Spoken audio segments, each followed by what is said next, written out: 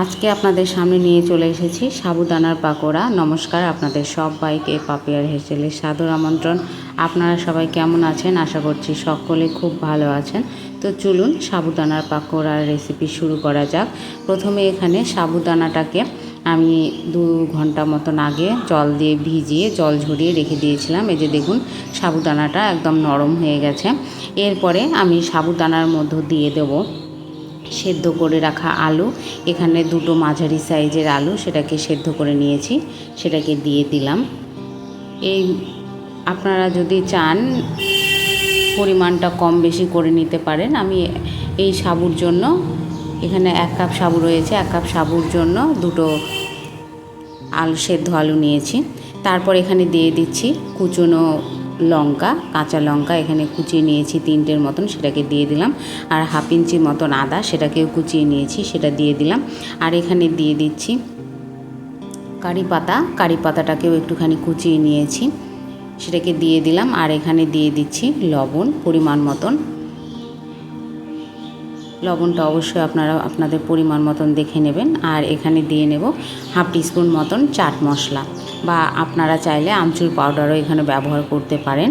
এই সমস্ত উপকরণ দিয়ে আমি এই সাবুদানার সঙ্গে আলু আর এই উপকরণগুলোকে ভালো করে হাত দিয়ে মিশিয়ে নেব, যেন একে অপরের সঙ্গে ভালোভাবে মিশে যায়।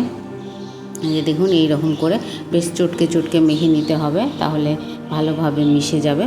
এই দেখুন মেশানো হয়ে গেছে। এরপর হাতে আমি রিফাইন তেল লাগিয়ে নিয়েছি, আপনারা চাইলে এখানে ঘিও ব্যবহার করতে পারেন। লাগিয়ে নেবার পরে এটাকে আমি শেপ দিয়ে নিচ্ছি, এখানে গোল গোল করে শেপ দিয়ে নেব। আপনারা চাইলে যে কোনো শেপে দিতে পারেন। এই যে দেখুন এইরকম করে আমি শেপ দিয়ে নিচ্ছি। আজকের রেসিপি আপনাদের কেমন লাগলো অবশ্যই কমেন্টের মাধ্যমে জানাবেন। লাইক করবেন, শেয়ার করবেন বন্ধুবান্ধব আত্মীয়দের মাঝে, আর সাবস্ক্রাইব করে আমার পাশে থাকবেন। আর আজকের রেসিপি কেমন লাগলো কমেন্ট করতে একদম ভুলবেন না। যে এরকম করে এক এক করে আমি সমস্তগুলোকে ভালো করে বানিয়ে নেব। এই যে দেখুন, এই যে এটা বানিয়ে নিয়েছি। সাবুদানার মিশ্রণটা সমস্ত শেপ দেওয়া হয়ে গেলে আমি আপনাদের সামনে ফিরে আসছি। এই যে দেখুন সমস্তগুলো শেপ দেওয়া হয়ে গেছে। এই যে এরপরে এটাকে ফ্রাই করার পালা। এখানে আমি কড়াইয়ের ভেতরে রিফাইন তেল দিয়ে নিয়েছি বেশ অনেকটা পরিমাণে। তেলটা হালকা একটু গরম হয়ে এলেই আমি এই সাবুদানার পাকোড়াগুলোকে তেলের ভেতরে দিয়ে দেব। দিয়ে আস্তে আস্তে লো ফ্লেমে এটাকে হতে দেব। এটা হতে বেশ অনেকটা টাইম লাগবে। এটা আস্তে আস্তে হবে, উপরটা ক্রাঞ্চিনেস চলে আসবে আর ভেতরটা একদম নরম তুলতুলে হয়ে যাবে। আর এটা খেতে তো দুর্দান্ত লাগে, অবশ্যই বাড়িতে একবার ট্রাই করবেন। এই যে দেখুন এক সাইড হয়ে গেছে, এবার অপর সাইডে আমি উল্টে দিলাম, দিয়ে এই পাশটাতেও হতে দেব কিছুক্ষণ।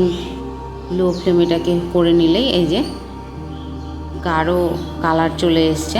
এই যে রেসিপি একদম তৈরি হয়ে গেছে সাবুদানার পাকোড়া। সম্পূর্ণ ভিডিও দেখার জন্য আপনাদেরকে অসংখ্য ধন্যবাদ।